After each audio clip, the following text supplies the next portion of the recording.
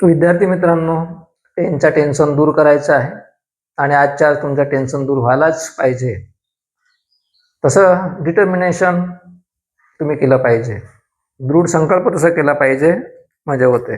आता आपण 11 आपल्या व्हिडिओज 11 टेनच्या व्हिडिओज म्हणजे 3 प्रकार संपूर्ण हा 4था प्रकारचा जो व्हिडिओ जे आहेत ते आपण तयार करत आहोत. आणि आता ह्या 4थ्या प्रकारची सगळ्यात शेवटचं जो टेन्स आहे, 4थ्या प्रकारचा सगळ्यात शेवटचा 12 नंबरचा जो टेन्स आहे तो आता आपण पाहतो. 12 नंबरचा tense.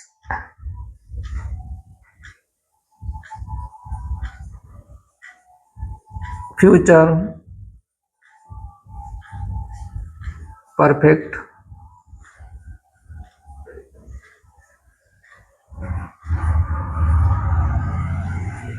Continuous tense. Future perfect continuous tense, बरोबर आहे. चला तर रचना सूत्र जे आहेत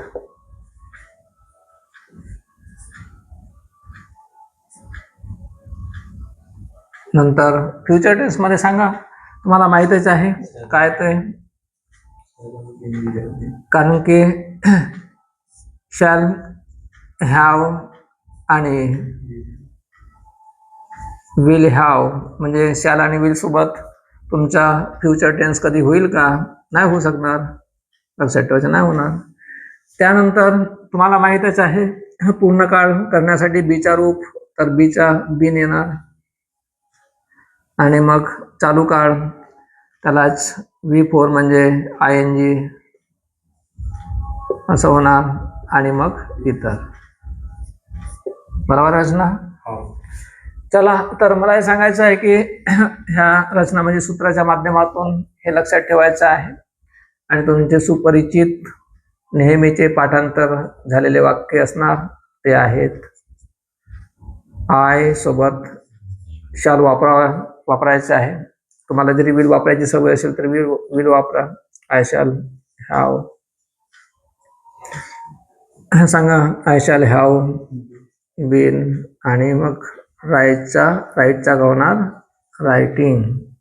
I shall have been writing, मी लिहित आलेलो असेन, मी लिहित आलेलो असेन. नंतर we shall have been writing, आम्ही लिहित आलेलो असू किंवा असणार. ठीक आहे.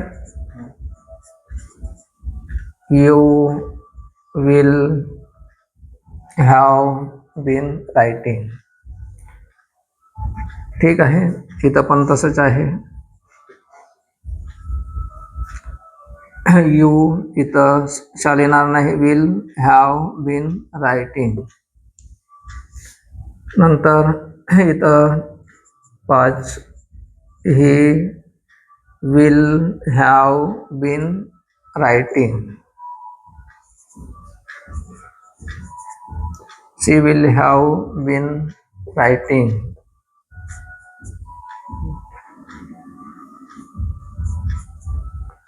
इट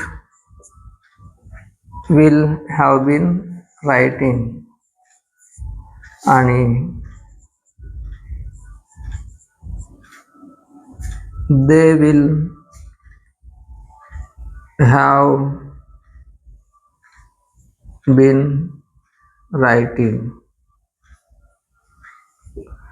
ते त्यात लिहित आलेले असतील अशा पद्धतीचे वाक्य आहेत. करत आलेली गोष्ट आहे, लिहित आलेली आहे, तर एक वाक्य देऊन देतो आहे. जसं आय shall have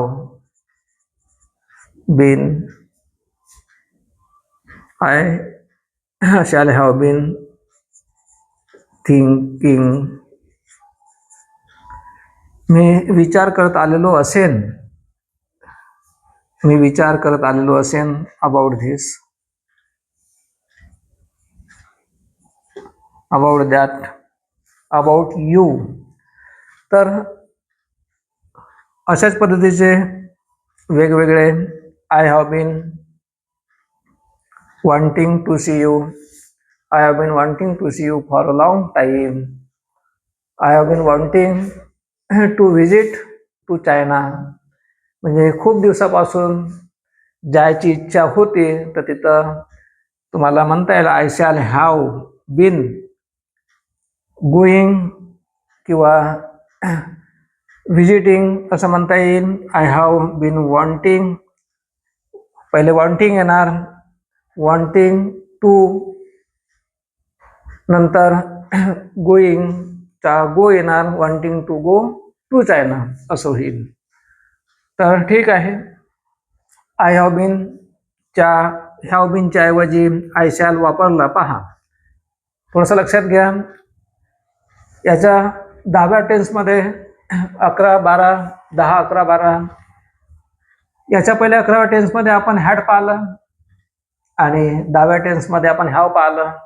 तर ह्या तिन्ही गोष्टी हॅव, हॅड आणि शॅल हॅव, विल हॅव, ह्या कन्फ्युजन नाही व्हायला पाहिजे आणि त्याच्यासमोर बिन आणि मग क्रियापदाचा आय एन जी फॉर्म म्हणजे थिंकिंग, ह्या गोष्टी स्पष्ट व्हायला पाहिजे.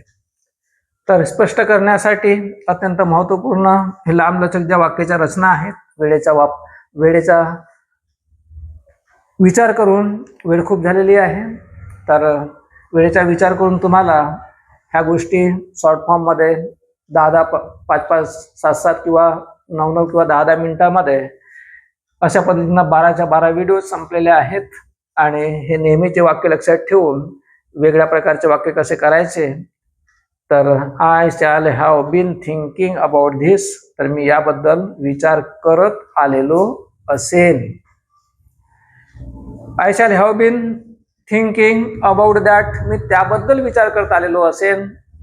आणि आय शॅल किंवा आय विल पण चालते, I will have been thinking about you, म्हणजे तुमच्याबद्दल, तू आणि तुम्ही यूच येते, तर तुमच्याबद्दल, आता तुम्ही शिकून राहिलेले आहात, तुमच्याबद्दल मी विचार करत आलेलो असेल, असं पण हा वाक्य होणार. ठीक आहे, चला तर आता ह्या सगळ्या गोष्टी समजून घ्या. कदाचित शिकवत असताना, बोलत असताना, भाषण प्रवचनाच्या माध्यमातून, ह्या ओघाच्या माध्यमातून माझी विचारधारा ही बहती हुई गंगा आहे आणि मला एक सवय असल्यामुळे, भाषण देण्याची सवय असल्यामुळे आणि आध्यात्मिक क्षेत्रावरती माझा डीप आणि खूप जास्त मी विचार अभ्यास करत असल्यामुळे, तुम्ही दिवसभर जरी म्हणाल मला बोलायला, तरी माझं बोलणं बंद होणार नाही आणि माझं टोन देखील थकणार नाही. कारण की बोलणारा माणूस काही थकत नाही, दिवसभर काम करणारे, काबाड कष्ट करणारे हे थकत नाही.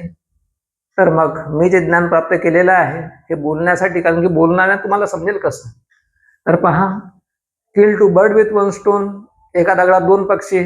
तर जीवनाच्या ज्ञानाने हे तुम्हाला अत्यंत उपयोगी, जे शिक्षणासाठी आवश्यक असणारे आणि स्पर्धा परीक्षामध्ये पास करून देणारे, आणि ह्या गोष्टीकडे जर तुम्ही बरोबर लक्ष दिल्या तर तुम्हाला कोणतीही परीक्षा, कारण की कोणत्याही परीक्षा जरी तुम्हाला द्यायचं काम पडला तर इंग्रजीशिवाय दुसरा काय पर्याय नसते, असा एकही क्षेत्र नसणार. आणि तुम्हाला साधं चपराशी बनायचं असेल, पिऊने बनायचं असेल, चतुर्थ श्रेणीच्या नोकरी बनायच्या असेल, तरी देखील थोडी बहुत इंग्रजीचा बेसिक हे विचारल्या जाते.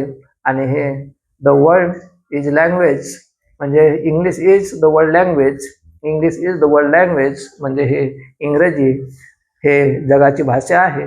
त्याच्यामुळे आपल्याला हे इंग्रजी शिकणं खूप महत्त्वाचं आहे. ठीक आहे,